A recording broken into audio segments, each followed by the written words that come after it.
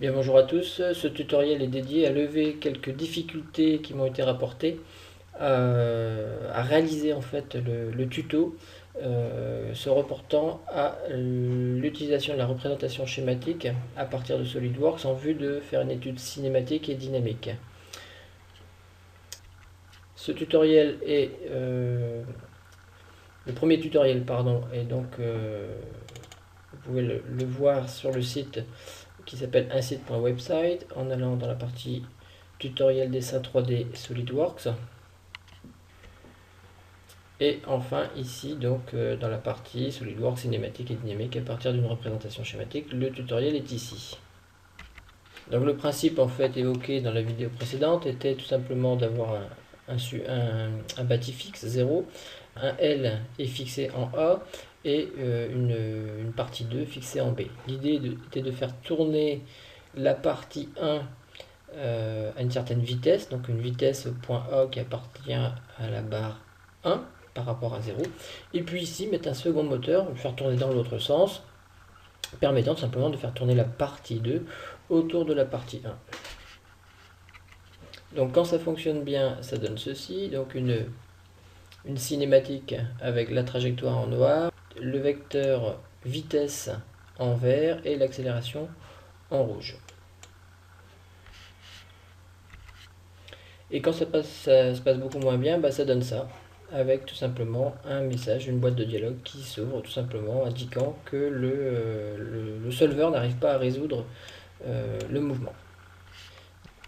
Alors une des premières erreurs pourrait être d'avoir des contraintes de trop, d'être surcontrait par rapport au mouvement que l'on souhaite faire. Donc on va repasser ici dans la représentation schématique, on va aller ici par exemple, et quand je clique sur cette partie-ci, vous voyez que j'ai ici une contrainte horizontale qui est de trop, qui empêche donc la rotation.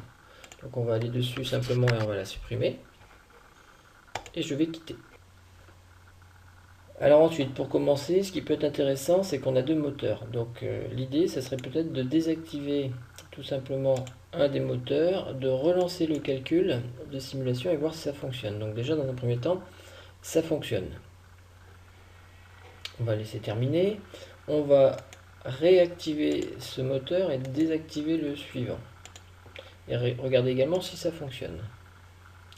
Alors ça fonctionne aussi, sauf que si vous avez été attentif, on a un petit souci. C'est que le moteur qu'on a mis là fait tourner bien évidemment cette partie-là dans ce sens-ci. Et le moteur qu'on a mis ici fait également tourner cette partie-là dans le même sens. Donc il y a un souci en fait. Ce moteur qui est ici, normalement, est censé faire tourner cette pièce-là. Et en l'occurrence, il fait tourner celle-ci. Alors on va voir en fait pourquoi ça bug et pourquoi ça ne tourne pas comme on le souhaite.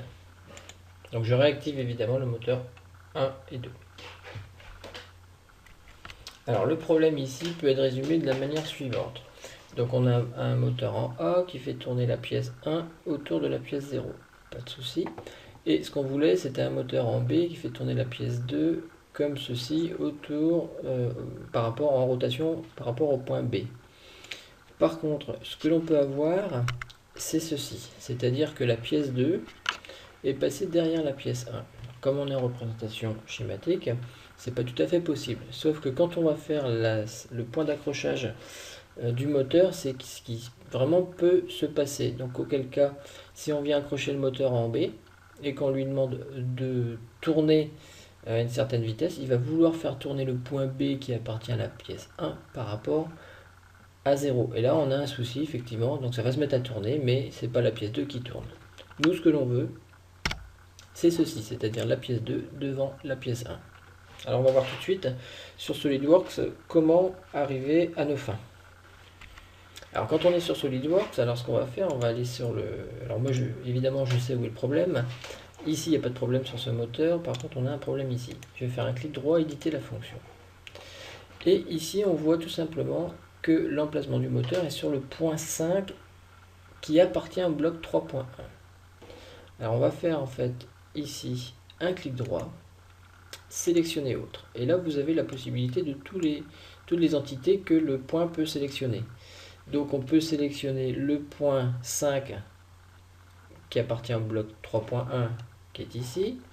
Mais la question c'est de se poser dans le bloc 3.1 quelle est la ligne dans le bloc 3.1? Et ben c'est la ligne 2, c'est la ligne qui apparaît ici en orange. Ça veut dire que tout simplement notre moteur est accroché au point 5 et donc accroché à la ligne 2 et va vouloir donc faire tourner cette ligne 2 hein, par rapport au bâti 0. Donc évidemment, tout ça c'est pas bon. Donc la bonne habitude que j'ai pas faite d'ailleurs dans le premier, hein, c'est, on va la faire ici. Donc je vais déjà tout supprimer ce qui ne va pas ici. Et on va tout simplement ici.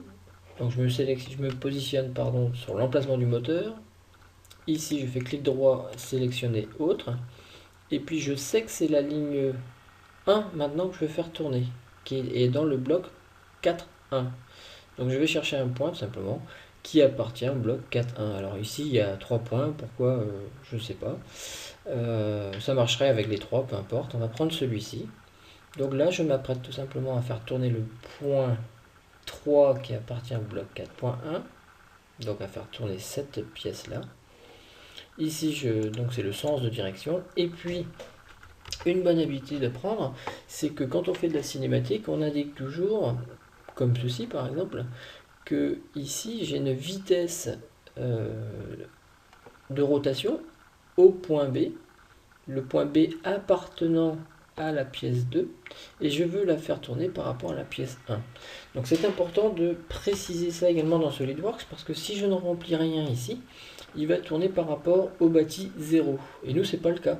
Ce qu'on veut, c'est tourner par rapport à cette pièce-ci. Donc on va tout simplement cliquer comme ceci, je valide. Je vais remettre en simulation et comme par magie, évidemment, ça tourne. Alors, les vitesses de rotation ne sont pas forcément les bonnes. On va pouvoir les corriger sans aucun problème. Clic droit, éditer la fonction.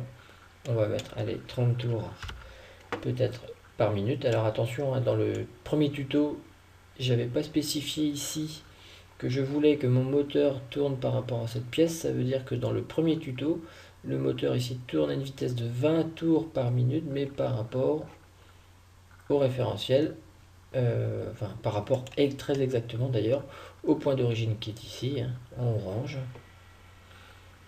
Voilà. Je valide, je refais un calcul. Alors là, il y a quelque chose qui ne fonctionne pas. On va regarder pourquoi tout de suite. Tout simplement parce qu'ici, mon moteur commence à 20 tours par minute et il finit ici à 30 tours par minute. Donc ce qui se passe en fait sur la partie ici barre graphique, c'est que tout se situe dans les clés. Donc en fait, mon moteur part à une vitesse de 20 tours par minute et évolue, enfin accélère on va dire, jusqu'à 30 tours par minute. Donc dans cette clé contient en fait l'information que j'aurais voulu avoir ici. Donc le plus simple, c'est un clic droit sur la clé, on copie, je me mets ici et je remplace la clé. Je relance la simulation et puis ici ça marche déjà beaucoup mieux, ça marche même très exactement comme je souhaitais.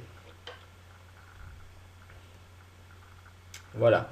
Et bien évidemment, vous avez la possibilité de rajouter des graphes comme on l'avait vu précédemment, donc les équations, la trajectoire. Et puis ce qui est intéressant, moi je trouve en tout cas, c'est de montrer les accélérations, par exemple, accélération linéaire, voilà. La composante, on va prendre l'amplitude totale de ce point là, voilà, on valide. Et on va mettre, donc on va fermer le graphe, on va mettre en simulation et on va, ah pardon, j'ai oublié de faire exactement ce que je voulais faire. Clic droit, éditer, ici, il ne faut pas oublier de cocher afficher en tant que vecteur.